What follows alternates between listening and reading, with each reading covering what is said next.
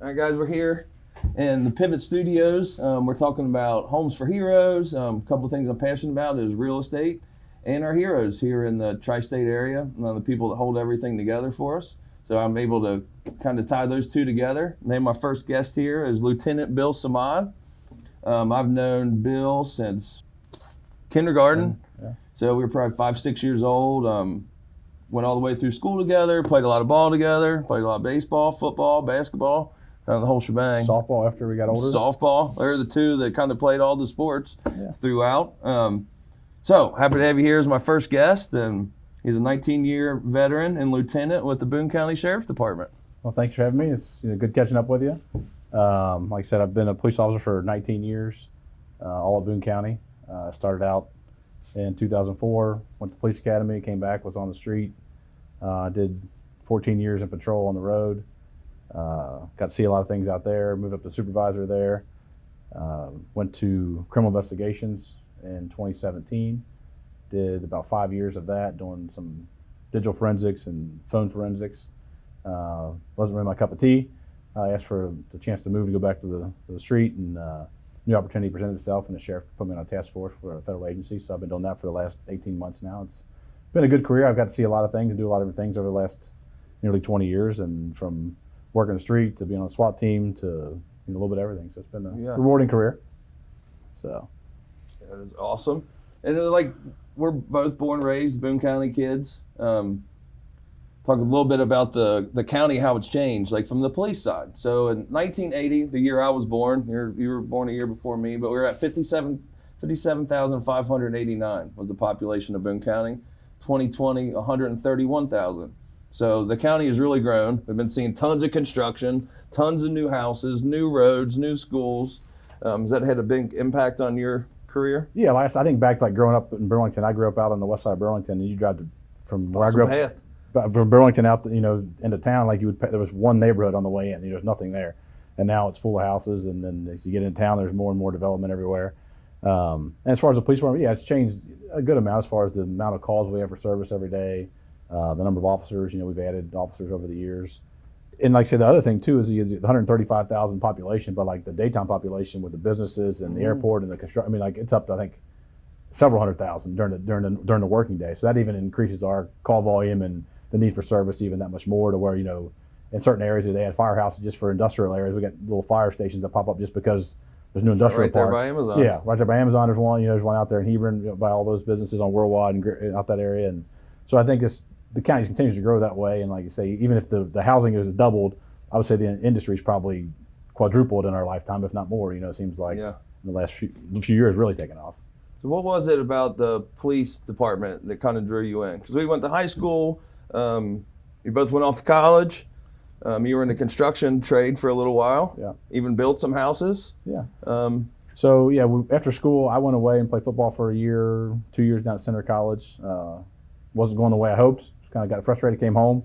I ended up in the construction industry. I actually started working at Drees initially when I got back. Did some punch out work for them and some labor work at Drees, and then got into the material sales. I had a family member who was selling lumber, so I got into the lumber business, selling lumber, and then kind of progressed through that. Went from a small lumber yard to a little bigger lumber yard, and on to sales for one suppliers and vendors selling windows and doors. And I was doing that, and wasn't as fulfilling. I mean, it was a decent career, and I enjoyed it, and I enjoyed that kind of work. And then a friend of the family was a police officer, and I went on a ride along, and I was like, oh, I kind of like this. So I started looking into that, and started testing. I tested at Covington and Boone County, and a few months later, going through the process, was able to get a job offer and kind of switch careers into something more service oriented, and it's kind of more of a calling than what the sales was. And I still enjoy the construction stuff. I still dabble in construction. Like I said, I built 2 houses for myself, and some big remodels, and just built a house for a friend of mine this summer. But I really enjoy that stuff still. But this was kind of a new calling, and it's been a good career for the last nearly 20 years, and I might as well retire soon. So I got to find a real job here at some point when I grow up. Yeah, that is pretty awesome. That's the perk of the job is the retirement.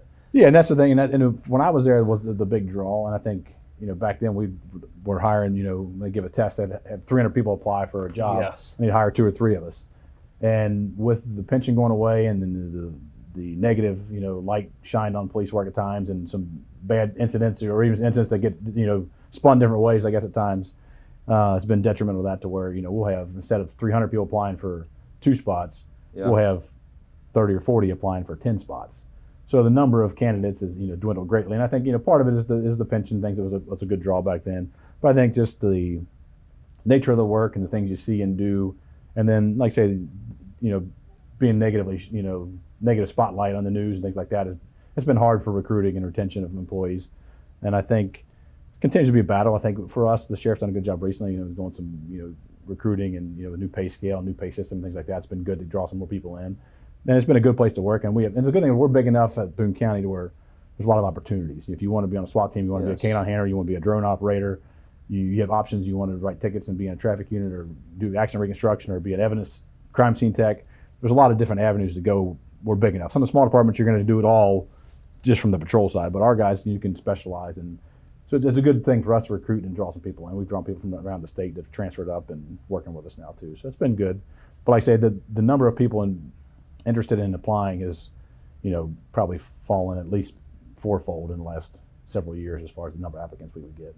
Yeah, you think a lot of that's from like the political climate in the last few years? I think that plays into it. I think, like I say, the pension stuff plays into it. And I think the political stuff is probably a bigger factor than what I realized. Once you're in doing it, you see it, but I can turn it off and realize, hey, I'm here to do my job, and I'm going to do a good job. And most of the guys I work with are the same way. We're here to provide a good service and to keep most of us live in the community. We want to keep the community safe, and that's why we're here.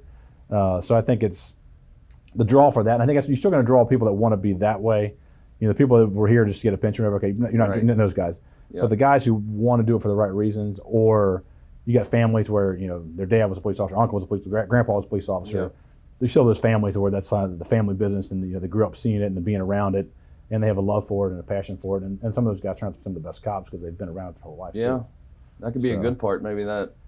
Yeah, it's weeding out some of the people that. Yeah. So the guys you're getting really want to be there and for the right reasons. And they're getting better too. Like they've changed a couple laws recently, like where it used to be guys that get in trouble at a police department and you'd see they'd pop up and get hired somewhere else. Yeah. They've changed the law now to where if you're under investigation and resign or get fired, they strip your police powers, or we can't get in their job. So that's a good thing. What they're doing now is trying to wean out some of the bad apples. Like I say, there's not many. I would say it's a very small percentage of guys that, have issues like that. But the state has done better. Trade. Any trade. Yeah, it doesn't matter, whether it's, from clergy to police. I mean, there's always one or two that are going to make a mistake or whatever. And those are the ones that get all the news and the highlights typically. Yep.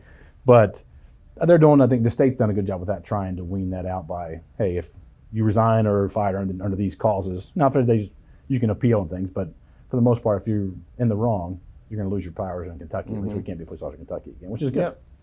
So, because you don't want the guys out. The same thing in your field. I mean, there's people out there making bad business deals that give anybody a bad name. So we're all going to have that in our fields, and we want to wean those people out if we can. Yeah, and it's good to have people like I think alike that try to be good for your trade, for your industry.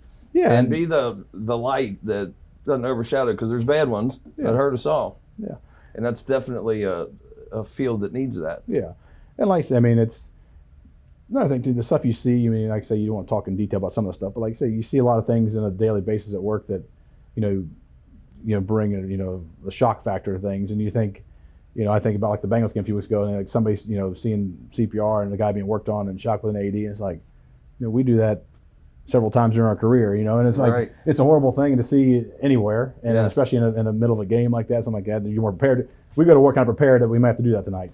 You didn't go to the Bengals game thinking you were going to see that night. For us, hey, I might do CPR tonight. I might get an AED out and shock somebody. I might see somebody with a bullet wound or a car accident with somebody seriously injured or even killed. And so those things, like say, you do your best to prepare, and as the longer you do the career, you get prepared and you can handle those things a little bit. But like I say, you never know what day to day, what you may show up on, right? Whether it's good or bad. And the challenging part, I guess, is most of the things you see are people deal with. You're still with their worst moments. People don't call when they're having a great day. You call when there's a domestic issue. You call when there's somebody stole their car, or somebody broke into their house, or their nephew overdosed on drugs. You get those calls. You don't get the call like, "Hey, Johnny got all these on his report card. You want to come over and look at it?" You don't get those calls very often. No, on occasion we've done some of those things where you get to. They had a parade a few weeks ago for a kid that finished chemo treatment. That's kind of cool. You get to go and do some stuff like that. And during the pandemic, we did some of those kind of things and did some parades for little kids on their birthdays stuff. And do some on occasion you get to have those positive interactions on those kind of things. But the majority of our interaction is people on their worst and their bad days, and people made a mistake. That's what some people, lots of people that we arrest and deal with, they're not bad people. A lot made mistakes or made bad choices. Yep. There's a few out there that are, truly, genuinely bad people and make some, cause some serious problems out there. But another thing too, like the shop with a cop, I just did that this winter, and you get to take a kid out, and it's enjoyable, and you get to spend a day with them, and we have breakfast, we go shopping, we wrap Christmas presents, we go play games and have lunch, and you get to take a kid. And for me, I really like that because we grew up fairly poor, and I think 3 of my siblings got to be participants. I didn't get to do it as a kid, but three of my brothers and sisters got to go and shop when they were kids with Major Halls that were just retired. Okay, he took him out, and knew our situation, and took 2 or 3 of my brothers and sisters out, and they got to be part of it. So for me, I giving back to that because I saw how much they enjoyed it as a kid. 'Cause I was a little bit older than my brothers and sisters, and to do that now with a young child, it's been enjoyable the last few years to go out with those kids and to see that and to be part of it because I saw how rewarding it was for my family and how beneficial it was. Yeah, and it's kind of something neat to be part of still. Yeah, and you really helped the kid, but it makes you feel good too. Oh yeah, they had a better. I probably get more out of it. They had a great day. Yeah, but I probably had a better day. And this year I was able to take my son with me to help. For him to see it and to be part of it and to volunteer and to go play games with him and to, help buy fishing lures and stuff. It was a great time for everybody involved. So things like that to give back to the community are big. That is really cool. We could change some people's lives with that. Yeah, maybe that kid wants to become a police officer 20 years from now. You never know what impact you may have. And it's the same thing as any call we go to. You remember the impact you might have on those kids. Or now with, the school resource officers. We have them in high schools and middle schools. There's some trouble in those schools. We have them in every elementary school now too. And those guys, are meeting kids when they're young and impressionable, and they have a positive interaction. They're just seeing the kids, and their days are high fives and hugs, on occasion some discipline and things, but it's not real police they're not arresting elementary school kids. Right. You know what I mean? But they're keeping the building safe, but they have a positive experience, and maybe those kids are drawn to that, hey, I remember Officer so-and-so, that was my officer when I was in elementary school, and positive impact, or maybe that's a recruiting tool too. Yep. That's one thing. It kind of stinks that I have 2 kids in Boone County schools. One's at Goodridge, one's at Conner Middle, and you see the cop there every morning, but he's smiling at them. It's like a good experience. It doesn't feel like it's dangerous. It's just good. So that's a good part of it. And say 20 plus years, 30 years ago, we were in school. There was, we had never heard of that. You had an officer maybe that came in and once in a while taught DARE. The DARE program. And then even in high school, we didn't have a resource officer yet. Nope. So you'd have a guy that come teach a class here and there, but we'd have very little interaction with them on that level. Something bad happened at school, they'd show up to deal with whatever bad might happen at school, but they weren't in the school every day interacting with the kids and things like they do now. So yeah, it's good for a lot of kids to have a positive interaction with law enforcement. Yeah, and because there's some kids that see law enforcement not at their best because it's their parents' not best day. So that is a positive thing. Yeah, and then I think too that makes it even easier for them if something does happen at home. It's not going to be the same guy to see at school, but they're going to wear the same uniform, look the same. Yes. And, I've seen the guy like this before, and he's good to me at school, and they realize that we're there to help, and we're not there to cause problems, and we're trying to help the situation. So, it's good all the way around. Absolutely. It's been a good program. For sure. And we kind of hit it on, what you see on the job. So I was in the landscape business forever, family business, and then I got out of that, and I was a volunteer with Burlington Fire Department for 5 years, part-time for a little bit, but that little bit that I was there, I still remember some of the stuff. I remember we walked in, it was 3 a.m. I had heard of the heroin epidemic, so to speak, but not until I was on that ambulance did you really see it. But I remember one call, we go in at 3 a.m, and there was this 4-year-old girl, cutest thing, curly hair, sitting on the couch, waving at the police, waving at the firefighters. Well, you go in the back, her dad's blue.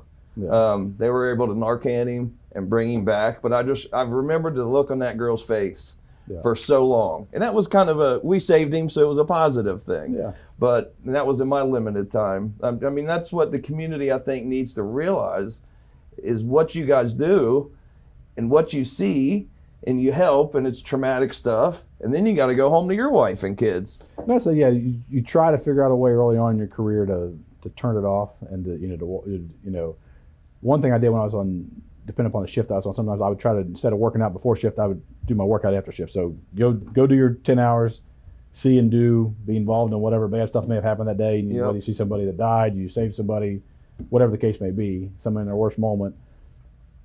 And it gave me an hour to go on the treadmill where it's all gone by the time you get home. And I wasn't great at the beginning. You go home and you kind of take it with you. And early on, you kind of thrive on it, and the adrenaline is so fun. Yes. Now the older I get, I'm like, you've seen most of it, you've done most of it, and it's kind of not the same. On occasion, you still get those moments where you kind of get your heart pumping and everything.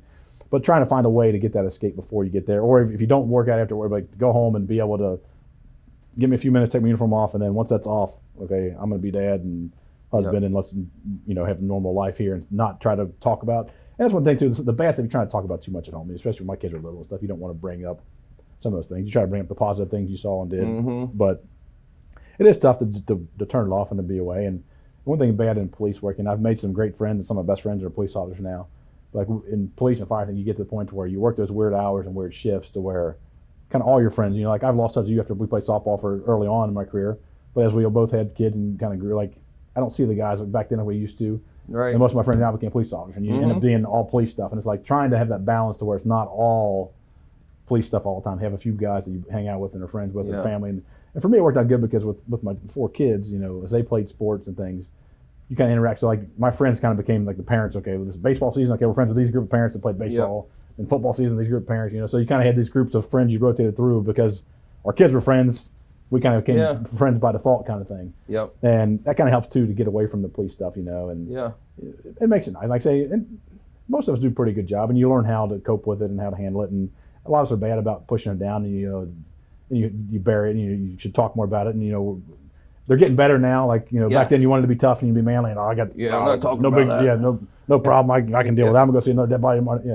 As you get older, you realize, okay, maybe you shouldn't have done that. And I think, and as a profession, they're getting better at having counsels and and sessions and talking and opening up and to help cope with those, because you see things like that people see one time as traumatic to them that you've seen dozens of times, or you see twice tonight that somebody should have never seen in their lifetime. And it's like, and it's hard, and the hardest part is when it's young people involved.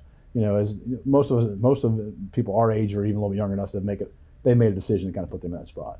Their children may not have had the decision. If mom or dad or whoever made a decision, I didn't have a choice in what my parents did when I was a kid. They weren't bad parents, didn't make bad choices like that. But if they made a choice like that, I didn't have any say in how that happened or whatever. And just and realizing that hey, this little 5-year-old had no bearing on, like the one you told about, the little girl. She had no bearing on her father having a drug overdose. I mean, that was not, she didn't pick that choice and didn't pick there to be there that day. But just learn how to cope with those things. And, but I think it's gotten better as time's gone on and it's been recognized. And they deal with some of the police academy and have in-service classes on, your well-being and health and stress and wellness and things. So they actually do 40-hour classes on that things now to where they're going to cope with some of those things a little better. And we probably still don't do as well as we should, but we're getting better at those things. Evolving in the right direction at this point. That's good. Yeah. For a young person, what would you say to yourself at 18, 20, 22 years old, to somebody kind of wanting to get involved with the police department? I would say come out and, check it out. Like come out in person. Like it's hit and miss, and we have times where we do ride-alongs, things like that, but come out and tour the department, look at a couple places. You don't have to get a degree in criminal justice to be a police officer. You don't have to, study. Now, you got to be 21, so you got a couple of years of you got to do something between high school and starting. So you find something to occupy time, but if something you find a calling when you're young like that you want to do, criminal justice is a good major if you were going to go in police command and you want to be a chief or a sheriff or something someday maybe. For the average patrol guy, you don't have to major in that. You can major in other things, and if you're going to go to college at all.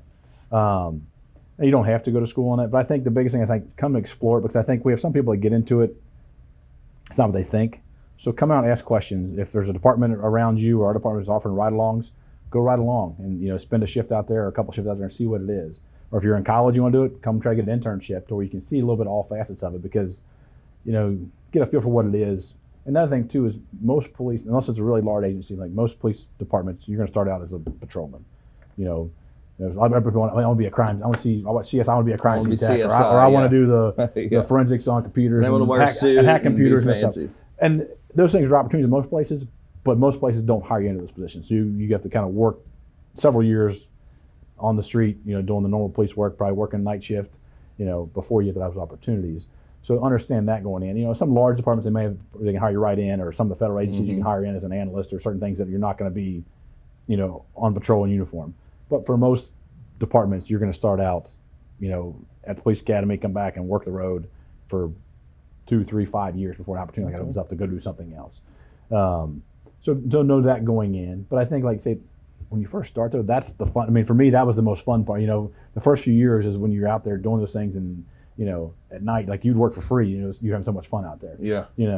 And so I think that's one thing, is to come out and get a feel for what it is, because like I hate for someone to invest the time, or even in departments to invest the time, because most of them you're going to get paid while in the police academy and you're gone for the time, and you come back and you do it for a couple months and realize, oh, this is what I thought it was. That was bad for you and bad for the department. You know, they both wasted a lot of time and money. So come check it out beforehand, you know, and kind of see what you're getting into, and make sure it's what you want to do, because you know you're not going to see it all coming on a ride along. You're not going to see everything, or you know, but you could have one bad day out there that changes your mind. You might see a lot. You might see a lot, but I think coming out and seeing some of those things and talking to some people, or finding guys that do it, you know, and one thing we're not great at maybe the two is like, you know, find someone that does it, maybe to mentor you or to give you some advice, and you know, just to befriend them, to be like, hey, because I got a couple of guys I coached in sports that have kind of reached out now, like, hey, I'm thinking about taking a test. Oh, yeah. So we talk, and you know, we had lunch, and hey, this is what it's like. This is how you apply. This is a physical fitness test. You know, get ready for this. This is the written test, and you kind of help them walk them through the process and so they understand what they're getting into before they get into. Because too, right now, if you get hired today, you're going to be gone for 20 weeks, you know, Monday through Friday, go to the police academy in Richmond. So you're going to be gone for that 20 weeks. So like, you know, if your wife's pregnant and due in 2 weeks, probably not time to do it, you know. So like you got some of those things to think about in the timing of that and how you want to play those things out to where, you know, can I be gone for that amount of time, Monday through Friday? I'm home on the weekends, but Monday through Friday, I'm pretty much gone. Mm-hmm. And, you know, get a feel for what it is and where you're going to be. And in Kentucky, especially, like I said, that's the thing. You're going to go to the academy and then come back and go to work. You know, in Ohio, I think it's a lot of places over there, you go to the academy first, then you try to find a job. You kind of put yourself through the academy. But in Kentucky, they pretty much hire you, send you to the academy, you're getting paid while you're there, getting your training, and you come back, then go to work when you get back. So, but to get a feel for that, you can find somebody you know, reach out to the department. They'll set you up with somebody, a good officer that would, you know, be able to, you know, communicate with you and share those experiences and kind of walk you through the process, walk you through what you're getting into, and kind of give you a little bit of a, you're not going to know it all. Still going to be some guys who are going to come in and try it for a little bit, or a year or even two, and be like, oh, I'm going to do something else. And that's good, and that's fine. I mean, there's other careers out there. I mean, and the thing is, too, if you come in and you don't like it, are you better off to get into something else? Probably are. Because, like I say, if you don't like it and you're not enjoying it, what kind of service are you providing to the people you're serving? You're not providing a good service. Just like a teacher. If you're a school teacher, or you're, you know, if you come to school and you're not enjoying it, you're not going to do a good job of educating kids and being there for the children. So if you don't enjoy it and you don't have that drive and passion for it, it's good to find out. But if you can find out beforehand and find something else, that's probably better. But if you're there and you didn't like it, it's a good thing to transition. Yeah, it's a good thing to transition. And the experience would transfer to other professions for sure. Yep. So the Homes for Heroes program, it's police, fire, teachers, healthcare, and military. I'd say all 5 of those. If you're not in it for the right reasons, and you don't want to be there, because it is service-based. Like, you're here to help the people. If you don't like what you're doing and not happy to go help people every day, maybe it's time to look for something else. Yeah, and most of those jobs, most of the ones you just listed there, like, we all make a good living. And don't get me wrong, I make a decent living and make good money and have opportunities to work off-duty stuff and make more money if I want to. And it's been very good. You know, am I going to retire a billionaire? Probably not, you know. But all those jobs you mentioned are the same way. There's more of a profession and more of a calling and more of a service to it.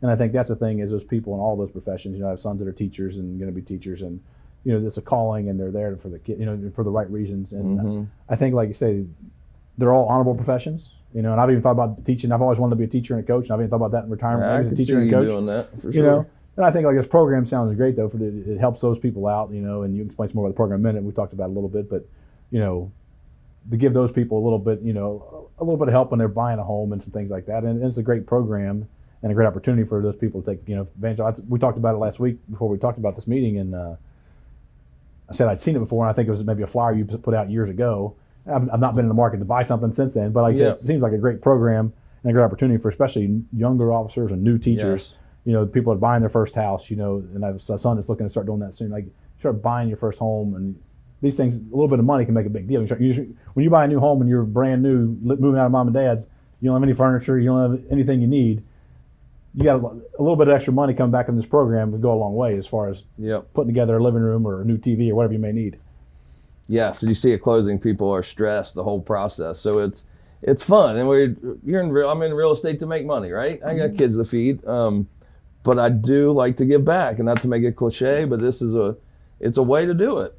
My mom and my sister were both nurses. I spent the time with the fire department, tons of teachers, doctors, nurses in my family.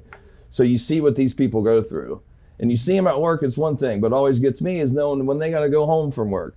So this is a way that I feel like I can do something for them. And I enjoy it. Like you said, like, you buy a new house and you can go buy that couch now. Go get a new TV, go buy the baby crib. So it's pretty good to help out and I'm happy to be a part of it. Yeah, especially like say just out of nursing school, or just out of the police academy when you're young and there's things where your first year teaching, you're making Yep. $45,000. Like $1,000 is a big deal. I mean that's a paycheck, extra paycheck you just Yep. pick back up, whatever, depending upon how much house you bought and how the program works. So I think it's a big deal for a lot of those people in a lot of those positions. Yep. And I guess doctors are probably the ones that of these categories that do end up making big, crazy money, but they're with their student loans. And that's most of them right out of school or in residency or whatever. And I have a few friends that doctors or family are doctors, and it's like the process to get there, is difficult. And that's why, because I thought about it. I was sick a few years ago and had some serious medical stuff, and I thought about the medical field, like that'd be something to give back. And I kind of had this thinking that, but at my age, looking at it, I'm like, if I went to medical school and then I would do residency, I'd have like 3 years to be a doctor before I had to retire. And it's like I couldn't make enough money back to pay it back in a little bit of the working time I got left. Mm-hmm. So but I think if you're in that and you're in $150,000, $200,000 in debt, they're going to make a good living at some point. But for a few years, depending upon how they structure things, they may live like you and I or less than you and I just to get by for a few years. They just and I know, have to. and you listen to those guys in the stories like residency, you're talking, they're in the hospital for 70, 80 hours a week, for less money than the beginning police officer makes. Right. And they're doing that for 3 or 4 years before they get out and actually start making some money. Mm-hmm. And then like I say, at that point, they're in such a hole, it takes a while to get back out. Yep. All these careers, it's definitely a service base. I mean, you're going to get paid. You're going to be able to raise a family with this, but there has to be something a little extra that makes you want to do it. Yeah. It's basically, so any of these career categories, police, fire, teachers, healthcare, any medical professional, or military. If you're going to buy or sell a house in the Northern Kentucky, Cincinnati market, you're basically going to get 25% of my commission is what it boils down to. It comes it'll come from Homes for Heroes, but that's compensation to you at closing. So if you're just buying a house, you're going to get paid at closing, which is pretty awesome. Yeah, and at some point, everyone's going to buy, hopefully. Yep. The market's not great still with the rates and things, but like I say, at some point, we're all going to buy a house or hopefully buy a house, and you get to that point, you're able to buy a house. Yeah, an extra little bit will help, like you say, especially if you're starting out new, whether it's furnishing or if you're new and expecting a baby, you need a crib or put a nursery together, whatever it is, this will go a long way and get some of those things done.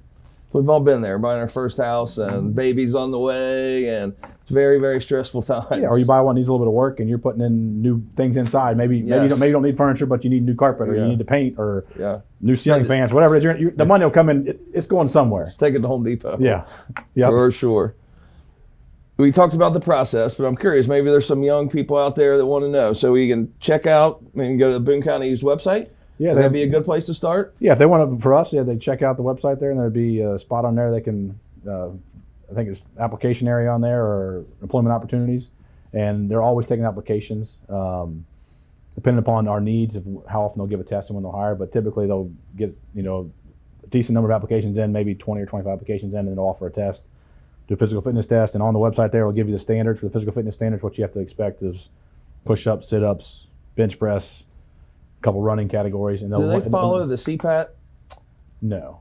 That was the fire service, but it's something different. Something different. So you'll come through there and it'll walk you through what those components are of the test, what times you have to make to be eligible to get hired. And like I said, it'll walk you through that part. The application's on there. You can download that and fill it out, drop it off. And like I say, if you have questions, you can reach out to somebody at the office. They can help with that part of it. But it's all right there on the website. You can see it right there, or you can pick it up in person also still, I believe. And but it's all there, and they'll walk you through the process. Like I say, there's physical fitness tests, a written test, and then there's a couple interviews. And then depending upon that, there'll be conditional job offers given, and then they'll conduct background checks and look into you and talk to your family and make sure you're a good fit and the career's a good fit for you the best they can. We make mistakes and miss some people, and we hire a guy and he doesn't make it through. Yeah, on occasion it does happen. Yeah. But they try to do as much as they can up front to make sure that we're the right place, it's the right job, you're the right person, and try to make, if we can match all those things up the best we can at the beginning, the department does a pretty good job in getting the people in. And then like I said, the new pay scale just came out, so there's a pretty good starting pay these days, and a good opportunity. Like I say, there's a lot of opportunities and things you can do in the department, and so it's been good and rewarding to me for the last nearly 20 years. And 20-year career. It's kind of hard to believe we've been around that long. I know we're getting old, I guess. You can tell the gray in my beard. Yes, you can see my age a little bit. I got a few more years of this left in me, I think, and then like I say, maybe I'll come sell a house with you, maybe. Yeah, maybe we'll see you selling real estate here Yeah, soon. who knows? Yep, you never know. I never dreamed I'd be doing this. I was blue collar guy, you know. I was Yeah. going to play in the mud the rest of my life, but here we are. Yeah. I'm loving it. So, Bill, I appreciate you coming in, talking. Let us know about your service and your career. Hopefully, maybe help some youngsters out there, and I think it gives a glimpse to the community a little bit of actually what you guys do and what you provide for us. Yeah, I've enjoyed catching up and hearing about the program, and like I say, anything I can do for you or for anybody that may see this, if you have questions, reach out. Sounds good. Thank you.